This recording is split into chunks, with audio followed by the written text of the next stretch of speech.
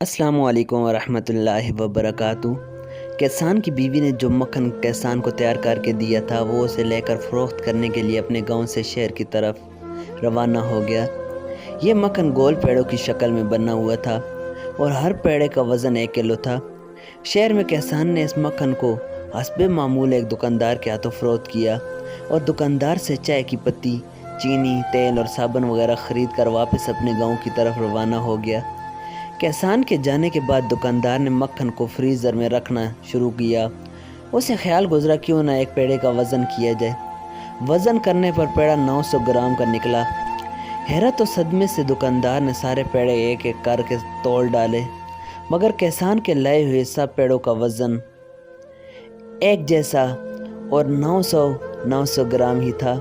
अगले हफ्ते किसान हस्बे साबिक मक्खन लेकर जैसी दुकान के ठेले पर चढ़ा, दुकानदार ने किसान को चिल्लाते हुए कहा कि वो दफ़ा हो जाए।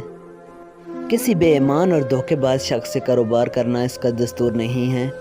900 ग्राम मक्खन को पूरा 1 किलोग्राम कहकर बेचने वाले शख्स की वो शक्ल देखना भी गवारा नहीं करता।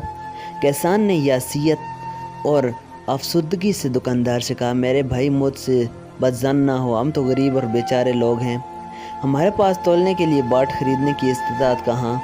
आपसे जो 1 किलो चीनी लेकर जाता हूँ उसे तराजू के एक पलड़े में रख कर दूसरे पलड़े में इतने वज़न का मक्खन तोल कर ले आता हूँ। इस तहरीर को पढ़ने के बाद आप क्या महसूस करते हैं? किसी पर उंगली उठाने से पहले क्या हम अपने गिरबान चेक ना कर लें? कहीं ये ख़राबी हमारे अंदर तो नहीं, क्योंकि अपनी इस्लाह करना मुश्किल तरीन काम है और दूसरों पर तनकीद करना आसान काम है। दोस्तों, इस चैनल को सब्सक्राइब करें, वीडियो आपको अच्छी लगे तो इसको लाइक करें और दोस्तों के साथ भी ज़रूर शेयर करें।